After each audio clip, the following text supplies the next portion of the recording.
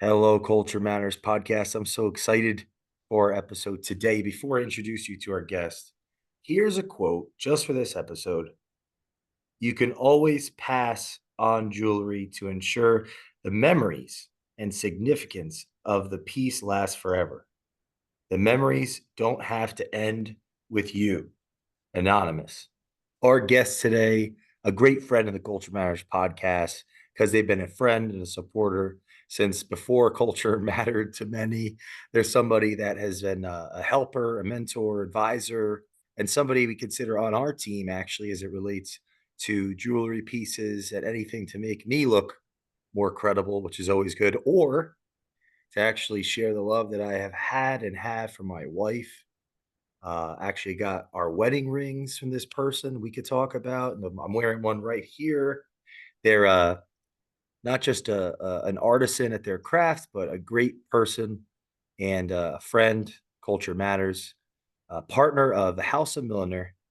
Brett Sandler is here to join us today. And that quote was anonymous, but it might have actually been him. Who knows? I found it on the internet. Fair enough. Thanks for having me, Jay. I'm excited. I really do want to stress this how much you helped us when we were going into that very emotional time, marriage and all of that. And I feel like that's a great place to start for our listeners because everyone's going to experience that, I would think, at some level, For proposing sure. and looking to get the right piece. What are what's some misnomers that would you say of like or misnomers or misapprehensions or things that kind of put people already in the wrong direction, the wrong foot when they're doing that Well, search, would you say? I mean, first of all, I think touching on kind of what you're saying here is that one of the exciting parts or the fun parts of what we do is we get to work with people throughout the very exciting life cycle events in their lives, right? So while of course engagement and wedding are the first two that come to most people's minds, monumental birthdays, whether that's 40, 50, 60, 70, etc., anniversaries along the same lines. We always kind of joke that if they end in 5 or 0, they're pretty monumental.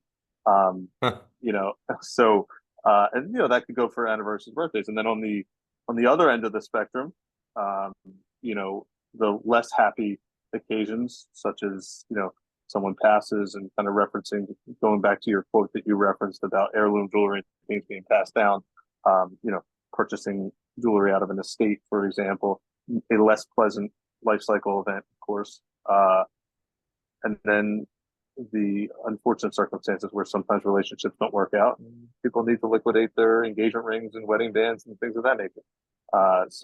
We kind of look, the happy ones are certainly more exciting and more fun than the sad ones, but the reality is that we deal with them on both sides of the spectrum.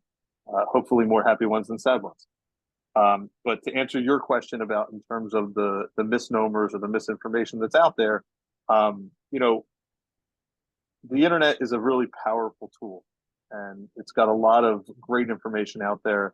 I do think that as it pertains to the diamond industry, um, there's a lot of, I don't know if I want to call it misinformation or more exaggerated information might be the better way of saying it. You'll a lot of times you'll read an article, a young guy in his 20s is looking to buy an engagement ring, and of course he starts his process by going on Google and typing in, what's important to look for when it comes to the four C's or whatever it may be. And I think that, Wait, I didn't do that. No. By the way, there are some that don't, but there are many that do. And what happens is, either, just to use diamond color as an example, right? The color scale goes from D, which is colorless, all the way down to Z. Okay, and somebody might read on the internet that they have to buy a diamond that's at least G color, and you can't get something that's HI or J color, and that the difference is huge between a G color and an I color, let's just say, for example. And the reality is, when that person then comes in the store and or the office or whatever, and they see it in person, and you say to them, "Is this the G or is this the J?" They look at you and say, "I don't know. I can't tell the difference." So, well, you just read on the internet that some quote unquote expert allegedly put out there that there's this huge difference between between these two things. And the reality is that things aren't always as crystal clear as the internet makes it seem. And the one really great thing about especially as it pertains to bridal, about the diamond industry is that while sure there are many people buying diamonds on the internet, there's no question about it. That I think that there's a huge percentage of the market that starts online, like the example I just said to you, and then goes Mm. offline because A, they want to deal with somebody that they feel comfortable with, that they can trust, that's reputable, and B, they want to look at it, they want to see it, they want to feel it, and you can't do that with the internet, right? And so it kind of what's great about that on our end is it allows us to really maintain relationships and build relationships, which I know you can appreciate and understand. Yeah. Um, while the world and the country are certainly a large place, it's certainly nice to be able to deal with people in an in-person forum, and get to know people, and celebrate life's happy life cycle events with them. That's pretty cool. What do you find that those that are avid, jewelry, I guess, investors or wearers or Hmm. connoisseurs, that relationship between them and someone like you Hmm. is of high priority? And if so, Sure. why? And if there are exceptions to that rule, what would be some of those? Well, there's certainly always going to be exceptions, right? I think, and from my relationship with you, from knowing you for as long as I do, and I don't know exactly how long it's been at this point. It's probably somewhere around 10 years would be my guess. Okay. Yeah, Um, we both appreciate loyalty. we need And an I can, anniversary watch. there you go, right? So, but like, truthfully, like, I think that you and I feel comfortable enough to speak for you in that regard, that you appreciate loyalty and that you respect loyalty. I don't know that, well, I know that, not everybody feels that way, right? Um, you know, my greatest relationships in business are certainly the most loyal, and um that doesn't necessarily mean customers. It could be other people in the industry that I buy, sell, trade with, and do business with. It could be a variety of different people. But loyalty in general, I think that some of the, I'm probably stereotyping or generalizing here, but some of the younger generations don't really appreciate loyalty as much. And we joke they'll sell you out for 50 cents, right? If they think they can get a better deal for 50 cents, they're going to get a better deal. Well, it's like I say to somebody, okay, so you found a diamond that you think is Mm. the exact same as the diamond I offered you. Okay. And no two diamonds are the same. So it's truly impossible for that to be the case. And it's very, we're not making, Honda Accord, whatever model, or BMW 3 Series, whatever model it is. It's not like they're coming out of a factory and they're exactly the same. So not every GVS2 round 2 carat stone is the same, whatever we're talking about here. Okay. But not only that, well, what's going to happen when the ring needs to be sized? What's going to happen when the diamond, when you decide that you're going out to dinner for your 8th anniversary, and you want to be a hero and you want to get your wife's ring polished before the dinner so that it's going to look like the day she got it? Well, where are you going to go to do that? Where are you going to go and get the service and the relationship that we have? We're certainly doing that for our clients, and we're not nickel and diming them. And you need a little tweak to your ring, the stone's a little loose, it needs to be tightened. Okay, hang tight. We're going to have our setter tighten it up for you real fast while you're waiting in the office, that kind of stuff. So there's value added in the relationship, and it goes beyond that. Whether that means appraisals, and I mean there's a multitude of things that go on in the business, Mm. where we Where add do you see a value. lot of people start their journeys as far as customers? So our business, the two biggest sources and two only sources really at this point, uh, are referrals, and the biggest thing that's happened in the last 5 years is probably um, business through Google reviews. So people find you on Google, they find that you're reputable, they read your reviews. I mean, we've got 410 5-star Google reviews, and only 5-star Google reviews. And people look at that and they read the reviews and they read about the experiences that our clients have had with us, and they're like blown away. And when somebody comes in and they tell me that that they read the reviews, and before they leave, I say, did we live up to the reviews? Did you feel like you had the same 5-star experience that everyone else? And fortunately, look, no one bats 1,000, but I think we're pretty darn close. Mm. And that's part of being a long vision business owner. Wh- Your reputation can be destroyed so quickly. You can work a lifetime to build a mm. reputation, and especially in today's world with the internet and social media, and as how easy it is for someone to quote unquote complain or to destroy your reputation. It can happen in an instant. And truth be told, the business doesn't have to be guilty. They can be innocent. They could have done the right thing, and it was perceived as the wrong thing, and someone can go out there on the internet and just destroy your reputation. What would you say the culture of the jewelry business, like consumer to jewelry? In Like, my what's the world, or perception? in the What's industry, the because I think that those are two Yeah, the totally different industry. answers. What I is think it? that Where are I we think that meeting where are we so meeting each other? I think that the industry in general is a very outdated um, industry. I think that you have a lot of family businesses in this industry, and I don't know if you mentioned this already. I mean, we're I'm the fifth generation in my wife's family business. We've been around since 1906. Wow. Okay, so most businesses don't get to 5 generations, as I'm sure you're well aware. That's it's an unusual circumstance. But a lot of the jewelry industry in general, I think, is family businesses, and they might be on their second or third generations. But people continue to do business the way they did 20 years ago, and they don't really pivot and adapt with the times. And I think that in general, the industry is a very short-sighted industry. Um, and I think that many of the jewelry stores or businesses, use whichever expression you'd like, that are not growing at the rate that they were used to 10, 15, 20 years ago, uh, that their biggest issue with growth is the fact that they haven't pivoted and they haven't changed. And they think that, look, Jewelers Row in Philadelphia, which is the oldest diamond district in the country, Wow, really? it, correct. Back in the Oh, we got 70s to and talk about that. 80s, back in the 70s and 80s, people would get dressed up and they go and window shop on Jewelers Row. Okay, so you really had a constant, steady stream of business or opportunity to do business, and people were coming to you.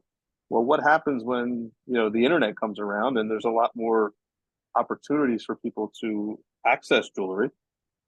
And what happens when jewelry isn't necessarily the go-to gift anymore for every birthday and anniversary like it was back in the 80s and 70s?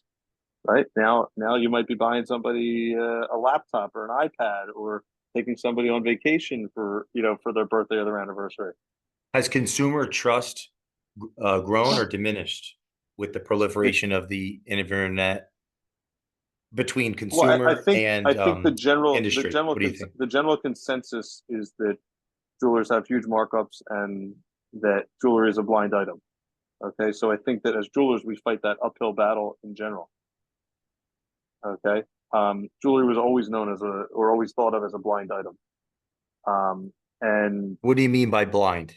meaning that the value of it is unknown, meaning what's it worth, right? So I can put a price tag on it and charge you whatever I want because you don't know what you're getting, right? That's changed pretty significantly over time, especially as it pertains to engagement rings and diamonds, with these third party laboratories that are grading diamonds. And it's not just you come in and, well, you've got a great reputation. Jay Duran told me to go and see it. If you tell me this diamond's a D flawless, it must be a D flawless. It doesn't work like that, right? There's third party laboratories that are grading the diamonds, and but the reality is, if a jeweler has malice in their heart and they want to find a way to beat you, they're going to find a way. There are Wow. bad eggs out there, and they can find ways to sell you, you know, less than desirable diamonds. Might be the right way to say it. How important then are values in the culture of Extremely, jewelry? extremely important. Look, I don't. I think of the right way to say this. I mean, I always tell my clients, look, I want to hit singles. I don't want to hit home runs, and I also want to, and this goes back to how I was telling you about short-sighted versus long-sighted in the industry. I think that generally speaking, the feeling, 20, 30 years ago was make as much money as you can on every sale. Okay. I don't buy into that process. Okay. My thoughts are I want to hit four singles, not a home run. Okay. And that's how you grow a business in the long run. Your four singles are going to equate to a lot more business. And ethically, I'm going to go to sleep at night just fine, put my head on the pillow every night, knowing I hit a single. Look, I don't tell any customers that I'm working for nothing, okay, because they don't want me to work for nothing, okay. But I'm giving you a very fair price. I'm giving you great service. I'm delivering an amazing product, okay. And I want you to go and I want you to leave me a 5-star Google review, and I want you to tell your friends and your family about it. And that's how you build a business. Mm, And that's how you build a business that hopefully gets from its fifth generation to its sixth generation one day. yeah.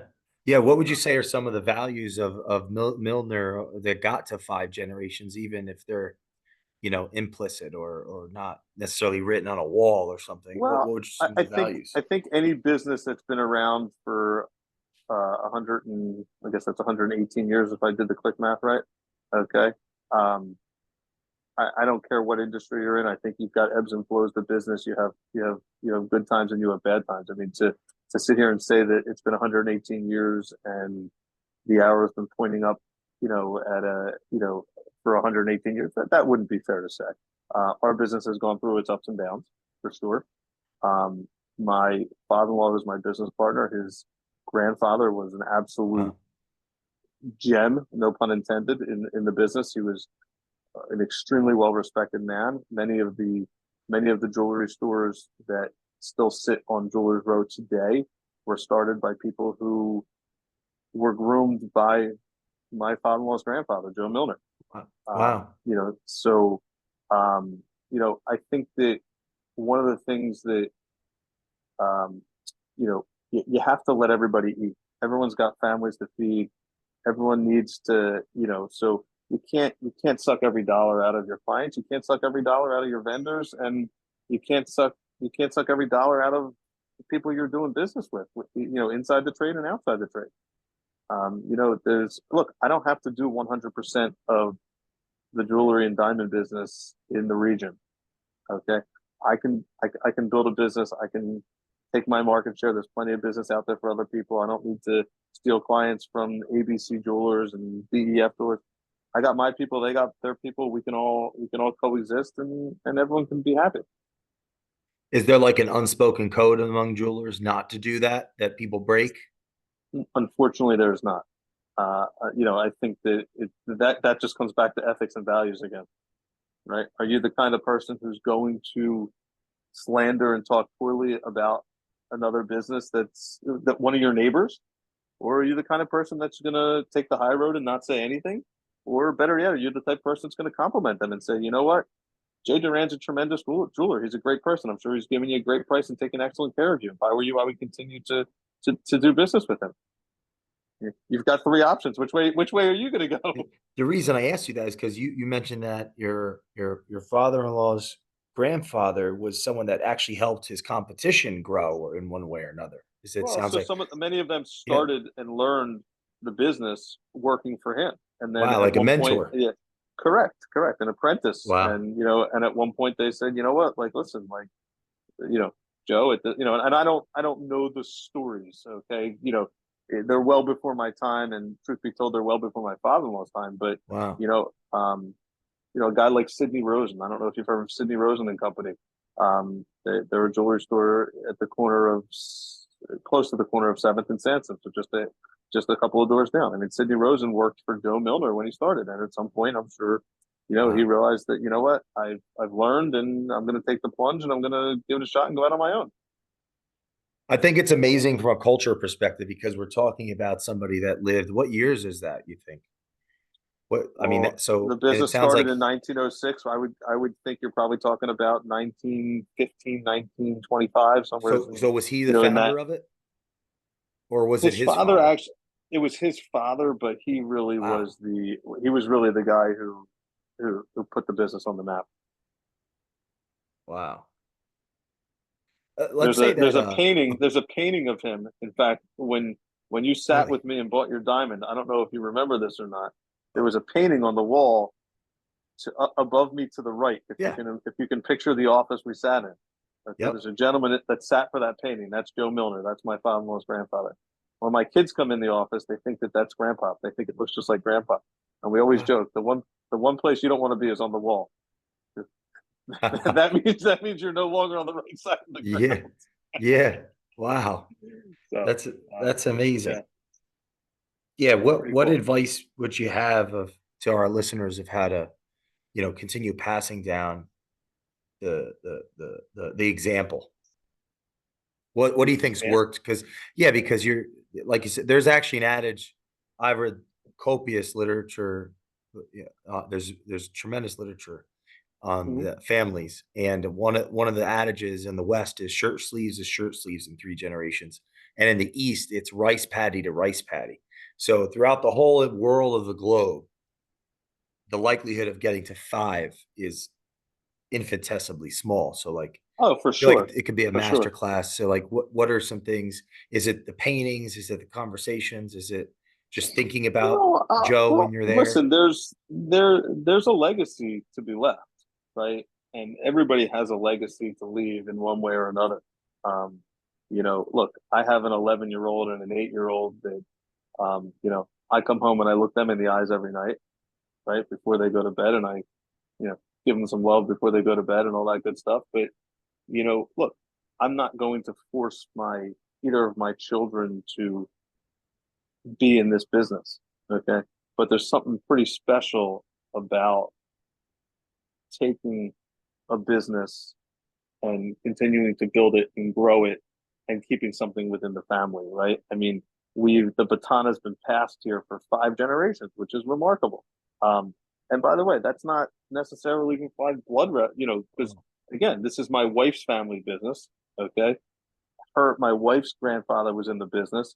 He worked with his father-in-law similarly to the way that I'm working with my father-in-law. Wow. So it's there's a lot of interesting dynamics. There's a lot of look. I'm not gonna be to blow smoke up your what. There's a lot of challenges that can come from working with family. Um, you know, good, bad, ugly, and lots of good stuff as well. So um, I think that there has to be in order for something like this to work generationally, there has to be a passion there. The passion doesn't necessarily even have to be about jewelry. The passion has to be about just the business and the legacy of the business Wow. and paying homage to the people that were before you and building something for the people that are coming next. That makes me think of this, like the beginning of the conversation about the client. So I could Mm-hmm. say like when I wanted to surprise my soon to be wife with that first ring, it was speed, it was timing, and like you showed up that day. It was like that day at night, you Do made you it remember happen. where? Do you remember what happened later that day when you got the ring from me after I set the stone? No, I don't. What happened? I'm pretty sure I met you Oh on yeah, the that's what I corner was about in to say. Rittenhouse. Yeah, Yeah, that's what exactly. I'm saying. Yeah, you met me on the Right, corner right next to one of our. right, Shout out to Maria Quattrone, been on the show like 5 times, 4 times, by her office. right. And I met you that on the day, it corner in was a Rittenhouse. timely thing. So like that Right. makes me think like client service, right? Um, uh, just going back to the beginning of the conversation, if absent that passion, Hmm. what do the children, what do the family see? Well, they don't see that care. So why would they want to do, like I'm just No, thinking for like, sure. Listen, my kids. So I'll tell you, when during the pandemic, when business had to, quote unquote, shut down, right? Um, I kind of, I hit pause on business, just like many of us did, and I wasn't posting on social media. I wasn't doing anything. Okay. And suddenly, so that was March. Suddenly, Mother's Day that year, I, I got a bunch of clients reaching out to me. They need Mother's Day gifts for the mothers wow, of their children. And, I took my kids with me, and I've done this many times now. And I drove around and made deliveries and delivered jewelry and left it on people's doorsteps, that they were purchased. We did it over the internet or over the phone or whatever, and they purchased necklaces, this, that, the other thing, whatever it was. And listen, the kids see the hustle, and as I'm getting older, I'm trying to hustle less, but I don't think that's working. But that's neither here nor there. But listen, they see the hustle. They see me. Look, and I don't care if it's the jewelry business. I don't care if it's the culture business, for lack of a better expression. I don't care if it's the real estate business. Look, as entrepreneurs, you know, we're always burning that midnight oil. Look, I was on my computer till 11:30 last night doing work in my house, right? I mean, my kids see it. They see me on the phone. And look, I don't want to be an absent parent either. I want to be present for my children and my family because, look, the reality is, what am I doing all the other stuff for if I can't enjoy my family, right? But at the same time, sure, we're setting a good example. And I will tell you, my father, who was not in the jewelry business, was in a very old school business called the installment business. I don't know if you're familiar with that business. He basically sold clothing and small appliances out of his van in Kensington Wow. before Kensington is what it is today. And he would show up at Mrs. Jones's house every Wednesday at 5 o'clock, and she would make payments to him and pay off her balance. And my father was a hustler of all hustlers. And it's interesting, as I was coming into the office this morning thinking about this podcast, and I was thinking about, well, what the heck am I going to talk to Jay about? You know what I mean? It kind of gave me a moment of reflection where it's like, you talk about a family business, and sure, my wife's family business, it's extremely important to me. It's my baby. I've, since I've been here, I've been able to successfully grow this business at pretty tremendous rate. One in which, if you told me that I was going to grow it at this rate when we started, I probably would have laughed at you. Okay.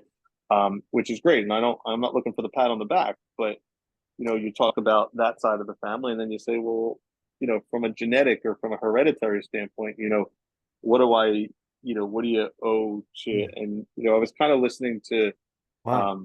I was listening to one of your previous podcasts the other day, and it's like you kind of think about, just the genetics and paying homage to the people that came before you. And look, I think that, look, I used to see my father coming home at 8 o'clock at night, 8:30 at night, after running his route and doing his thing and running around hustling. And I think that that's probably ingrained in me in a very Hmm. big way from seeing it as a youngster, as a kid.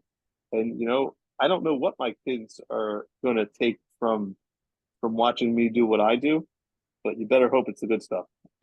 As a parent, you know what I mean? Did you want to be, so you studied marketing, finance, and you were even you interned on the street for a little while. Salomon Smith Barney, right? I did. I was in What the did finance world what for a while. why not what would you say was the why not go that direction? Was there something that So it's interesting. My my initial my initial plan when I went to college, which never works out the way you think it is, I ended up at Syracuse because I wanted to be in television and broadcasting. Okay, and Syracuse, the Newhouse School of Communications, is the creme de la creme of by the way, you're communications. in television now. Yeah, Welcome to well, the yeah. Culture Matters Apparently now I podcast. am right. Yeah. Didn't think it would take this long. You know what I mean? um, It's but cool. at any rate, so that was my initial plan. I took my first communications class at Syracuse, and I hated every second of it. And then I realized that the combination of that and the thought of being in Podunk, Missouri, or whatever rural town, and getting a start on my career in that world just did not appeal to me. So that's when I moved. That's when I transferred into the business school at Syracuse. Started taking marketing and finances classes. Um, I interned at Solomon Smith Barney, which seems like an eternity ago.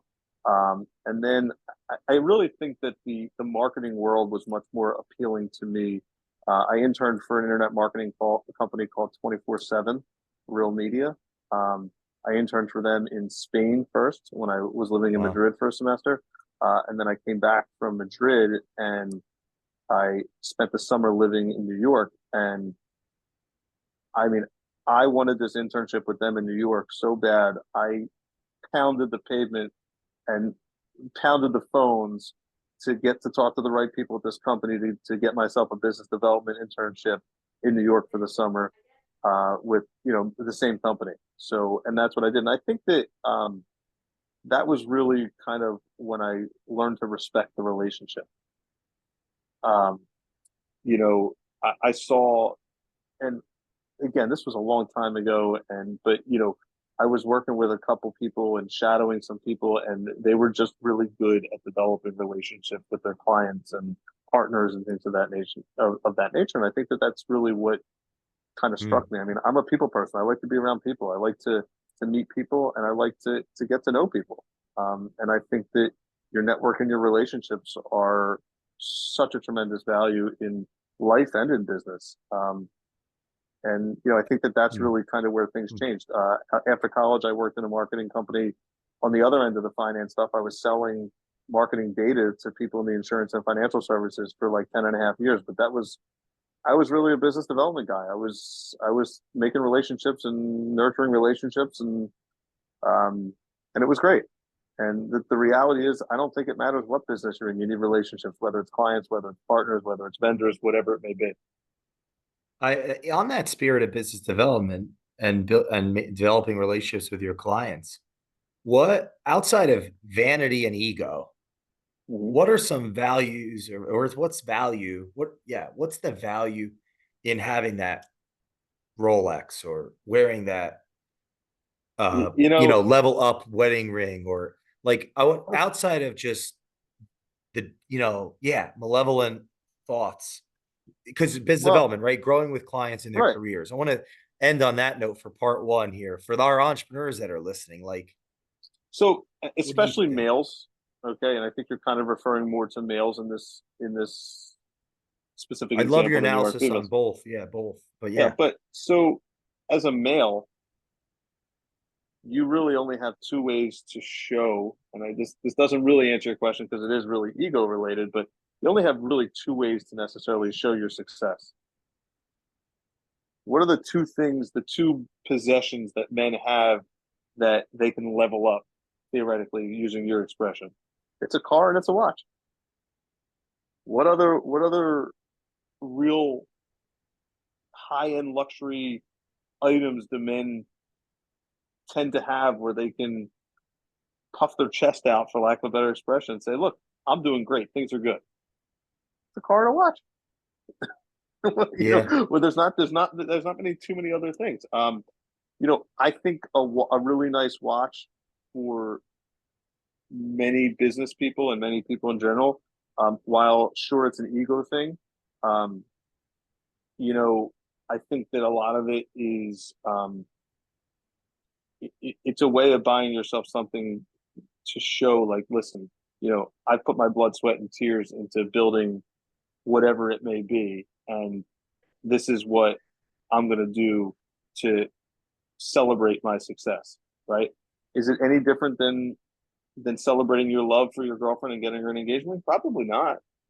Right? If a relationship with a significant other could take probably as much work and as much blood, sweat, and tears in a lot of ways as building a business. You can equate a business to a relationship. Look, we always joke about an engagement ring. The hardest part of buying an engagement ring is walking through the front door. Think about what the average relationship, how many swings and misses one might take with a significant other, and how, as non-committal men, how much pushing it may take to get us to the front door to yeah, to walk in and buy a ring. The hard part's done before you walk in the front door. So I think that the watch, and it's a trophy in a lot of ways, and it's the kind of thing you might look down at your wrist 6 times a month or 10 times a month, and it might put a smile on your face just knowing that what it took to get there. Similarly to how I said to you, 118-year business. Listen, there's ebbs and flows. Look, Jay, you're the perfect example. Okay, think about the ebbs and flows of your life and your successes and failures, for lack of a better expression. Right? You haven't always been, your arrow hasn't always pointed up. Right? You know, as I learned in listening to one of your recent podcasts, and I think I said this to you on the phone recently when we spoke. Right? You were sitting in the, was it the Ritz Carlton or the Four Seasons? Yep. Trying to surround yourself with the right people, and on the surface, it may have looked like you were doing great, but the truth of the matter is, you weren't in a good place, right? And you Rock overcome those. bottom. You overcome those obstacles, and you find success, and you know what? I You want to sold my celebrate your watch to pay successes. my rent and then bought it back on Unfortunately, consignment from the person I sold it to slowly over. It took about a year, and then mhm. didn't wear a watch for years. And then Jenna bought me a watch so that I'd have some confidence. Right. Well, And and really that's, it's I think because that I that's a big become part of too it meek, too. like maybe not too meek, but a bit jaded from the I don't want to lead with like any type of success because I Mhm. want to have authentic relationships with our client partners. And I think I'm a bit the pendulum swung too much to the one side because I think I got jaded by the guru space that all they sell is what they have quote unquote Mhm. accomplished or what they have. Sure. And then she's like, she surprised me with that. I think wanting to send some signal that we're legitimate and we have like an actual business and I'm an actual Yeah. person. I'd love for you to speak on that a little bit Well, so or I what your think that, thoughts on that. and I'm going to go back to my father on this. So my father, when he was in business, I mean, and he was not in a. My father was not. I didn't grow up rich or uber affluent. I mean, I didn't want for a ton. Don't get me wrong. I wasn't poverty stricken, or, there are plenty of people that grew up and had much worse childhoods than I did. By all means, I have no regrets of my childhood. I tell my mother that all the time. Okay, um, but relative to my father's clients, he was super successful. Okay. He was selling to people on welfare and social security, on fixed incomes, etc. Um, and my father drove a van for all of his life, a cargo van that was his work van. Well, in the instance where his work van was inaccessible, whether it was in the shop or whatever it may be, he was always very hesitant to show up at his client's house in what was going to be perceived as a very expensive or fancy car. And he wasn't driving anything, it was like a Mazda or, something around, like it wasn't obnoxious, but the perception of that could go the wrong way. And I think it's kind of similar to what you're saying to me, right? You don't want to throw success in somebody's face and be obnoxious about it, but you also want to say, like, look, hey, you're dealing with somebody who is reputable, has been successful in life, and there's a tasteful way in doing it. And I think that the reality is, Jay, the same person can be wearing the same jewelry items and they can be perceived completely different. And a lot of that's going to have to do with the person's personality and the way in which they Mm. present those items. You Mm. know, um, look, you could have a beautiful necklace with a beautiful pendant on it. If you want to be loud and ostentatious about it, then you're going to stick it out over your sweatshirt or your sweater or whatever you're wearing, and it's going to be in somebody's face, right?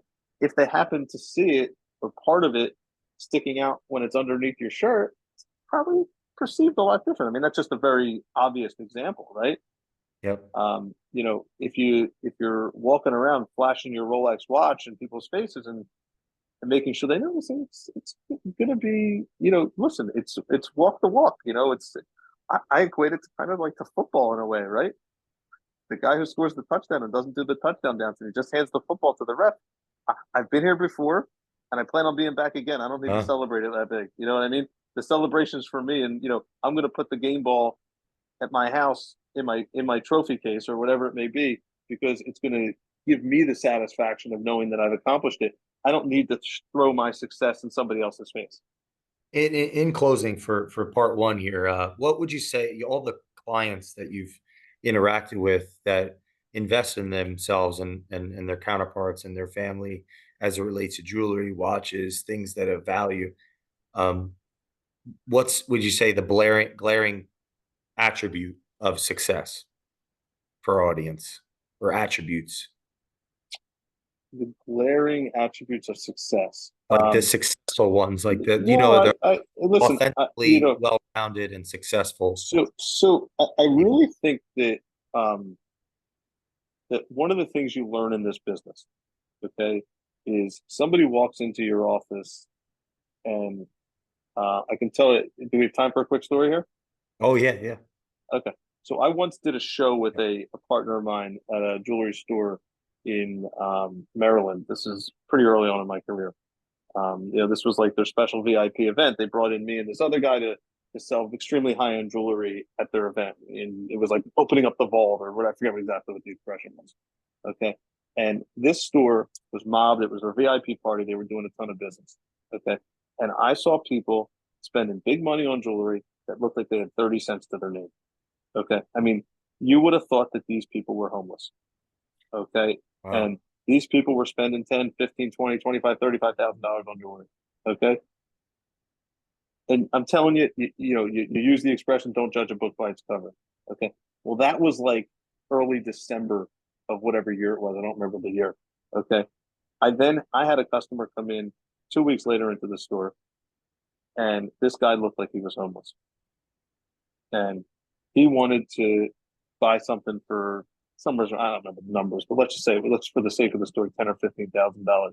And I remember the woman who, she's now retired, but who worked in the front of the store at the time with us. I ended up making a sale and selling this guy something for 10, 12, $15,000. And she looked at me, she said, Brett, she goes, I can't believe you were even comfortable showing this guy something for that much money. And I looked back at that experience that I had at the show when I sat there and I took it all in. And this was early in my career. I said, you just don't know who's got money, who doesn't have money. And I'm not interested in counting people's money. And I think that really what I'm trying to say to you is that the people who are successful, and listen, I know a lot of very wealthy, successful people in their lives. Some of them have earned it themselves. Some of them have, you know, been lucky enough to be born into successful families and have, generational wealth and things of that nature. But I think that what you find is the people that have earned it in some capacity, they're not the ones who are flaunting it. And I don't think that there's a correlation between flaunting and jewelry. You can have nice, beautiful luxury jewelry items. Okay. But again, it's about how it's presented when it's being worn. And a lot of that comes to attitude. You can be there confidently, okay, wearing expensive jewelry and not be obnoxious about it. Mm. And I think that those are the people that are probably the most successful, generally speaking. I love that. And just in closing, what's someone that's listening wants to reach out to you, bring you into their team, help them, make the right choices around these topics. Mhm. What's one place they can reach out to you fastest and be able to communicate with you? You can always send me an email at Brett, Brett, at milnerdiamonds.com. You can also access that on my website, which is milnerdiamonds.com. My friend, thank you so much for Jay, this this was fun. conversation. I feel like I have to tell you that, again, I told you I was thinking about this on my way into the office today and what we were going to talk about. And if I would have had a checkbox of items that I thought we were going to address, I don't think we touched on any of That's a win. them. Right, that leaves a lot more content for future, right? We didn't That's even talk awesome. about chat. We didn't talk about charity or any of that kind of stuff, which I was sure we were going to talk about. Family culture matters. Family matters. We're gonna, if you're listening to this episode, look out for go through the Culture Matters podcast, scroll through for part two of Brett Sandler. Thanks so much for coming on the show. If you're listening to this, please leave us a review, and we will see you next time in the Culture Matters podcast. Thanks, my friend.